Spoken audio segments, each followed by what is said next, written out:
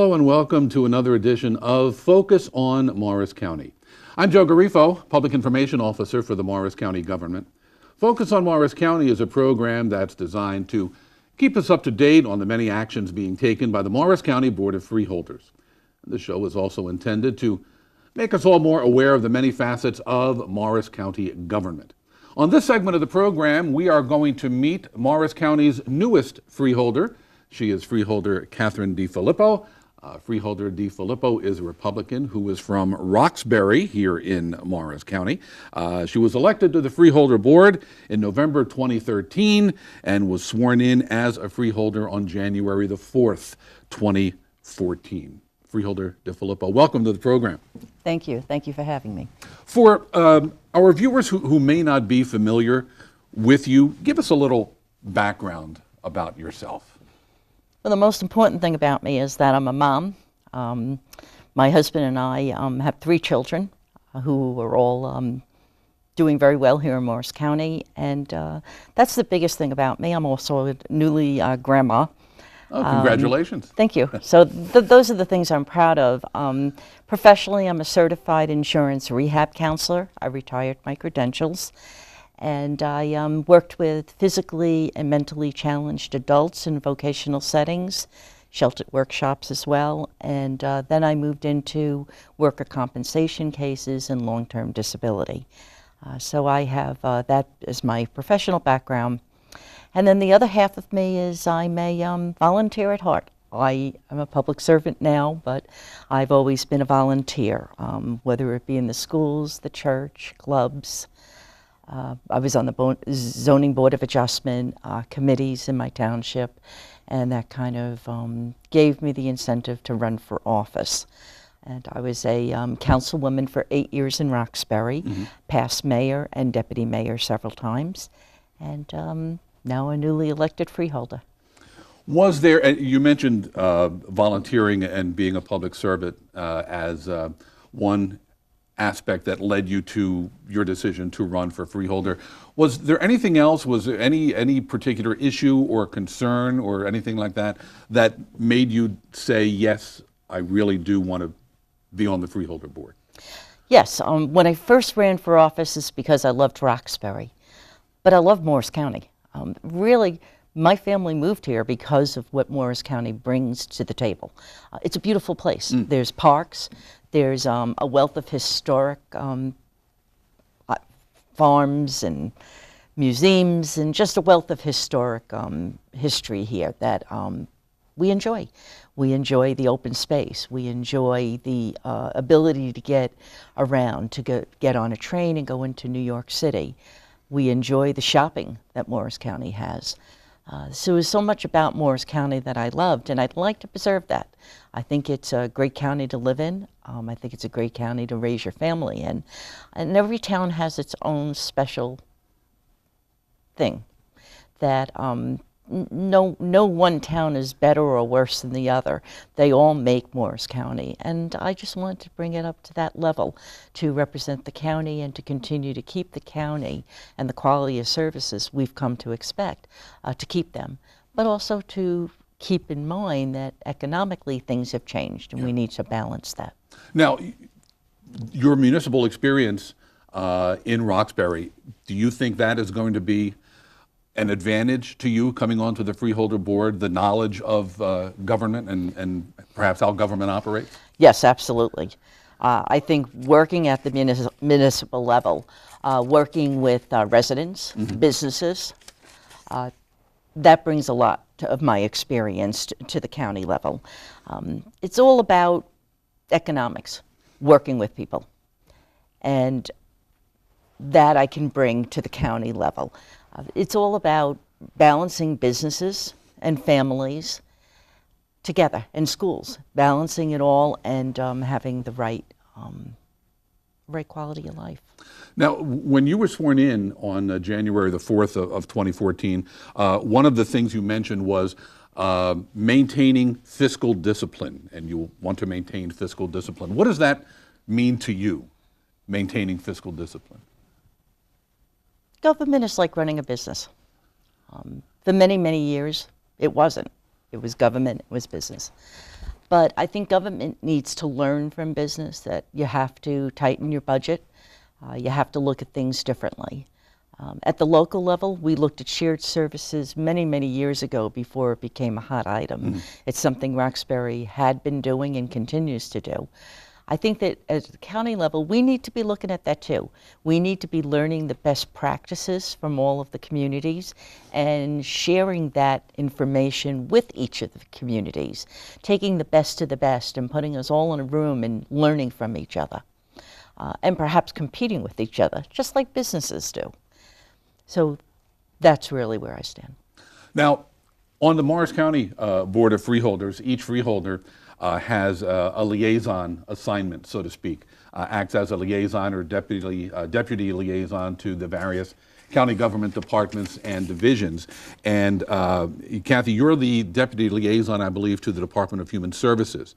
That includes Morrisview Healthcare Center. It includes the Office of Temporary Assistance, Aging, Disabilities, and Veterans.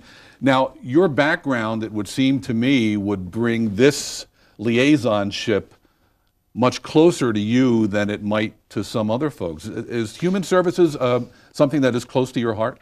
Absolutely. And I did ask to be a member of the Human Services with my career, but also as a person. I have two sisters with disabilities. They both have MS.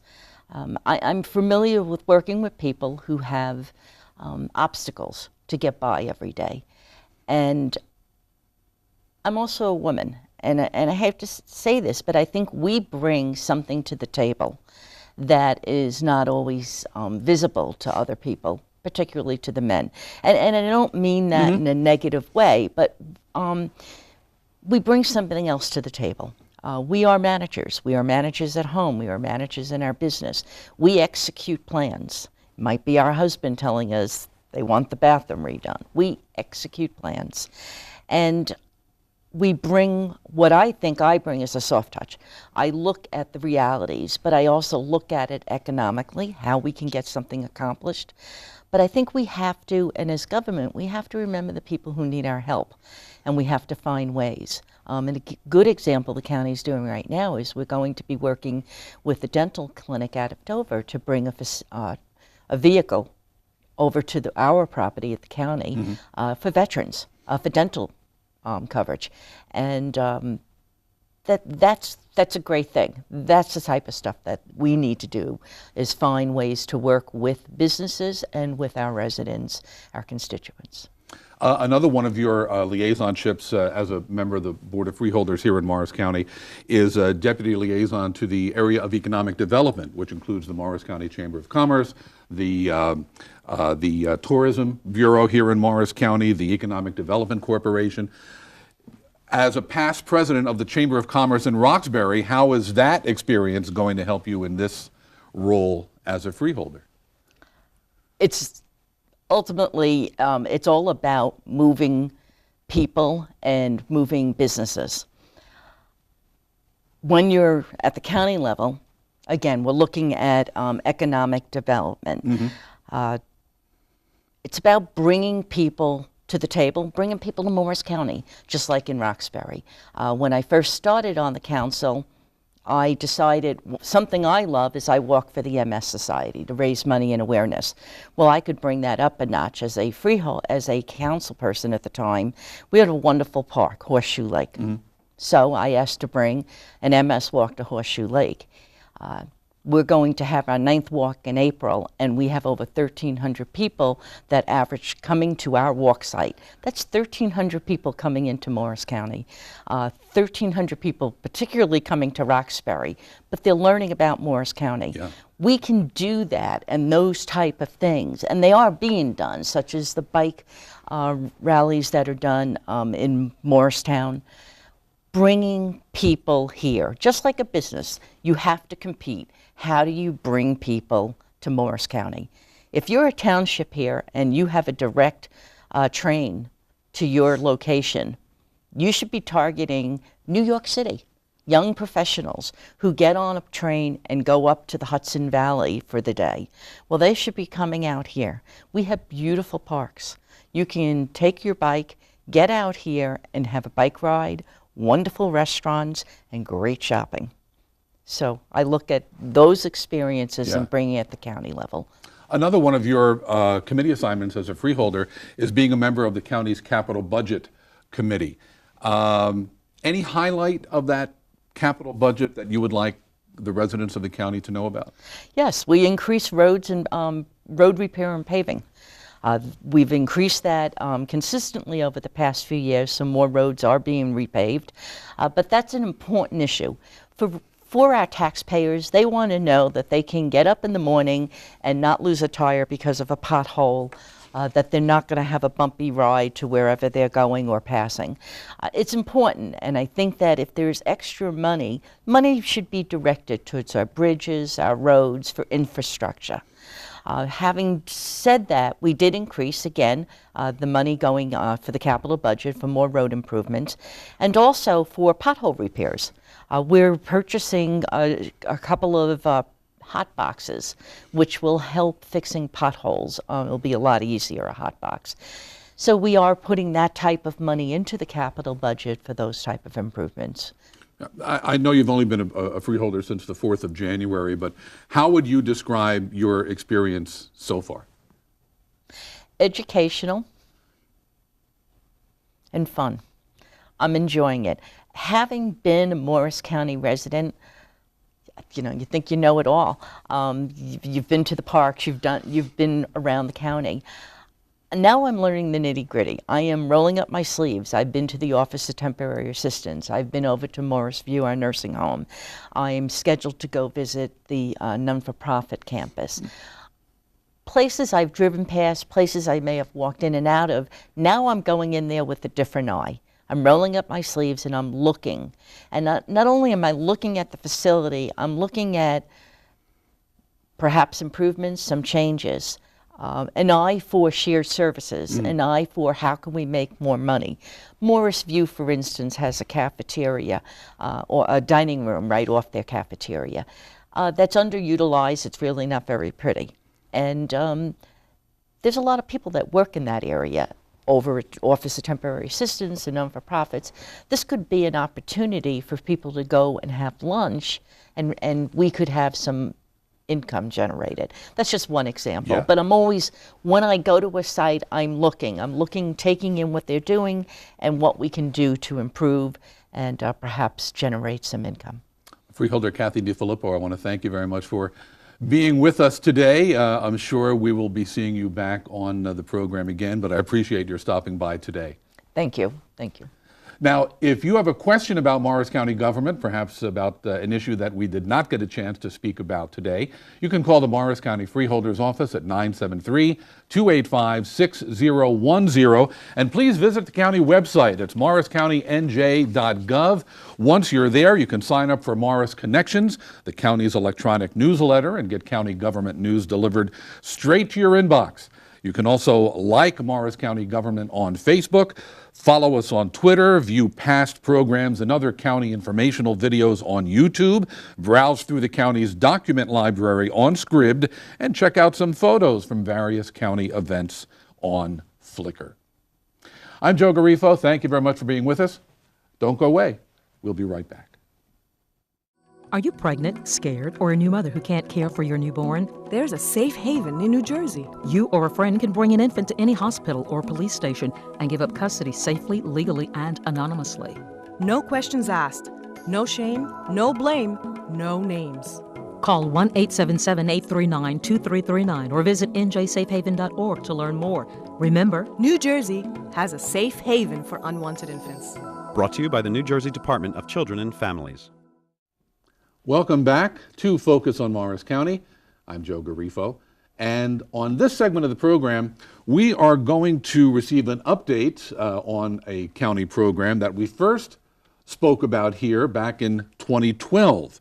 It's an innovative flood mitigation program designed to assist homeowners who have repeatedly been the victims of flooding. My guest is Jennifer McCulloch. Jennifer is the coordinator of the flood mitigation program in the Morris County Department of Planning and Public Works. Jennifer, thank you for being with us. Welcome. Thank you for having me, Joe. If we can look back a bit, back in 2012, this whole program, the flood mitigation program, came about. It was initiated by the Morris County Board of Chosen Freeholders.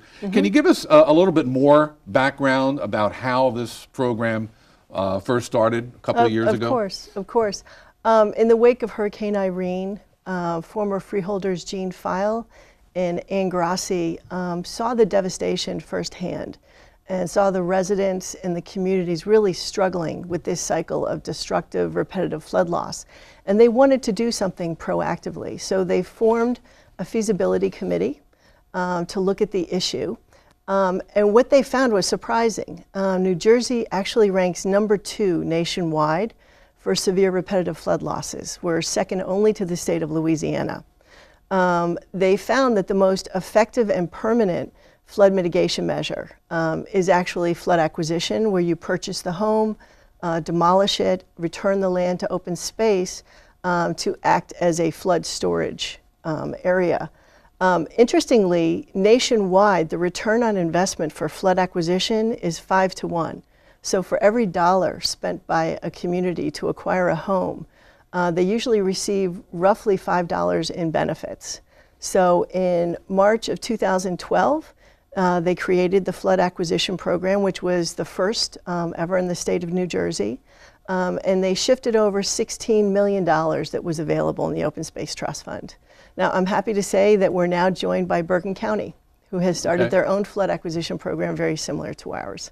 So I assume the main objective is to get people out of harm's way. Correct. With this program. Correct. We're also looking to lower municipal costs that are created by these intense flooding episodes, and to create flood capture and storage areas that actually protect the remaining homes and businesses. So basically, how is the program here in Morris County structured? How does it Okay. Our only applicants are municipalities because they're the ultimate owners and stewards of the property.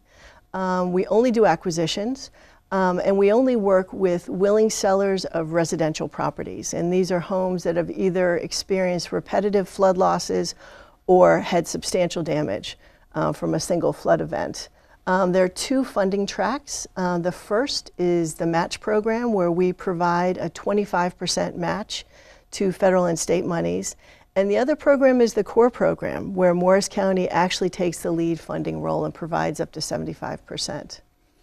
Are all of the 39 towns in the county eligible to participate in the program, or do you have to be in a specific flood designated area? How does the application, how does that work? Well, absolutely every municipality can apply. Luckily, many do not have a flooding issue. One of the thoughts of the freeholders in creating this program was an equalized distribution of the open space tax. So a lot of the more urban communities that may not have utilized the Open Space Trust Fund in the past now have an opportunity to use that funding. Explain the application process, if you will. What happens once a town, what does a town have to prove once it applies for funding from the program? Well, actually, Morris County does the heavy lifting on that. Okay. So as I mentioned before, these projects make good business sense. So when a town applies to Morris County, staff actually does a benefit cost analysis on every property. And we make sure that it's at least a 1-to-1. So at least it's a break-even situation. So the benefit from purchasing the property is equal to or greater than the cost to acquire it. Once staff has determined that the property has that BCR, if you will, of 1-to-1, then a funding recommendation is made to the Flood Mitigation Committee, who in turn makes a recommendation to the Board of Chosen Freeholders. So it kind of operates along the same lines as the county's Historic Preservation Trust Fund, the Open Space Trust Fund, whereby applications are made, they're reviewed by a specific committee, and then those recommendations are forwarded to the Board of Freeholders. Exactly. The flood mitigation program is very similar to open space and farmland and historic in that it operates independently. It has its own set of rules and regulations, its own funding allocation, and its own committee that reports directly to the freeholders. Okay. So now, we said that this program began back in 2012. Here we are in 2014. What can you tell us about how the program has worked? How many applications have been approved? Give us an update, a status report, if you will. Sure. Right now we have 117 projects that have been approved, and we've had 40 closings, which is actually somewhat remarkable because when FEMA does these projects, they usually take 3 to 4 years. So in less than 2 years, we've already closed 40 projects. We've had $17.4 million allocated to the program. Out of that, $16.5 million has been encumbered for specific projects. So we've used 94% of the money that's been given to us. We're working very actively in 7 towns, the town of Boonton, Denville, Lincoln Park, Long Hill, Parsippany, Pequannock, and Riverdale. There are other towns that we're working with. We just don't have active projects there yet. Okay. What does this program not fund? You fund property acquisition. Correct. And what do you not? We don't fund demolition. That is not an allowable use of the Open Space Trust Fund. We also don't fund legal costs or administrative costs. You mentioned FEMA a little while ago, the Federal Emergency Management Agency. Do you work closely with that We do. agency? And if so, what is their role in our program? Well, first of all, our program is very much based on the FEMA program. Okay. And they were instrumental in teaching us Okay. how this is done. I actually went into FEMA headquarters for training in how to run a benefit cost analysis, and we use FEMA's computer model to do that. We work closely with them in terms of information sharing, you know, what communities we see are having issues. And they also share with us a lot of their technical data of flooding, which is critical to our decision-making process. So we have a very close working relationship with FEMA. I mentioned that at the very beginning of the segment that the flood mitigation program here in Morris County is really an innovative one, and I think that's borne out by the fact that it's been recognized at different levels a number of times. Jennifer, what kinds of recognition has this program received? Well, last year I was asked to speak at the national conference of the Association of State Floodplain Managers, which is the national organization, both as a keynote speaker and as a workshop presenter. And as a result of that, the ASFPM came to know the Morris County program in great detail, and they chose our program as a model program for their national toolkit. We also won the State Association Award for Outstanding Floodplain Management. Well, congratulations. Oh, thank you. You mentioned that there have been 117 applications. No, there have been more than that. There have been 117 projects approved. Approved, okay. Approved. How do the towns and the homeowners find out about the program? Do you actively go out to the towns where you know flooding is a problem and pitch the program to them and about the benefits of the program? Do they come to you? It's a mixture of both. When the program was launched, we reached out to every single municipality. I do a fair amount of speaking throughout the county and the state about the program. And a lot of it is word of mouth. We've had towns that came in because they spoke to another town that had a good experience with the program. To be honest with you, we have not gone out and really marketed it because there's just me doing this program. The homeowners, do you deal with the homeowners at all, or is that up to the towns? No, that's up to the Okay. towns. We deal with the municipalities. If a homeowner contacts me, I usually refer them to the town. Now, on the subject of flooding, there was something I believe that we spoke about a couple of years ago. It's called the Biggert Waters Flood Insurance Reform Act. Yes. Or BW12, which deals with FEMA and other agencies. It deals with the way the National Flood Insurance Program is run. How does this affect Morris County? Should we be aware of this program? Absolutely. And if so, why? Well, the reason why homeowners should be aware of it is the Biggert Waters Act basically removes many flood insurance subsidies and discounts that were previously provided that kept insurance rates down. So at this point, those have been removed for most of the most seriously affected flood-prone homes. So the insurance rate is allowed to rise by up to 25% per year until it reaches the real risk level. So I would highly recommend that homeowners reach out to their insurance agents and find out how the Bigger Waters Act affects them personally, because they may see increases in their flood insurance rates. Okay. Especially all homeowners, especially those who are in flood-prone areas? Especially those in flood-prone areas, and unfortunately the homeowners that are most affected are ones that are in special flood hazard areas or are severe repetitive loss properties. Okay. Any idea, I mean, are there properties who probably could take advantage of this program, but simply are not for one reason or another? I mean, have you ever done a study as to how many properties may be eligible for this program? Based on the work of the feasibility committee, Yeah. there are over 1,000 properties in Morris County that would qualify, but it's critical to understand that they need to be willing. Yes. Sellers and the municipality also needs to be willing to take on this property as open space, because they will be the owner and steward going forward. And I know in terms of properties, you're not looking for a property here and then another property across Correct. town. You kind of want to make them contiguous to Correct. each other. Is that correct? Correct. I mean, the most efficient flood storage is in a larger area, Okay. as you might imagine. So we're not looking for checkerboard. We try to establish project areas. So many of our towns are looking to purchase whole neighborhoods at a time.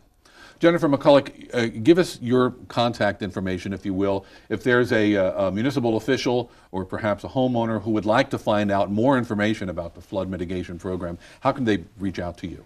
They can either go to our website at morrisplanning.org, or they can use my email address or phone number that's given right here. Okay. Jennifer McCulloch, I want to thank you very much for being with us today and giving us an update on Morris County's flood mitigation program. Thank you very much. Now, if you have a question about Morris County government that you would like to have answered, you can call the Morris County Freeholder's office, and that number is 973-285-6010. You may also visit the county government's website, that's morriscountynj.gov. Once you're there, please sign up for the county's electronic newsletter, Morris Connections. You can also like us on Facebook, follow us on Twitter, view past programs and some county informational videos on YouTube, browse through the county's document library on Scribd, and check out some photos from various county events on Flickr. I'm Joe Garifo. Thank you very much for being with us. Tune in again next week at this time for another edition of Focus on Morris County.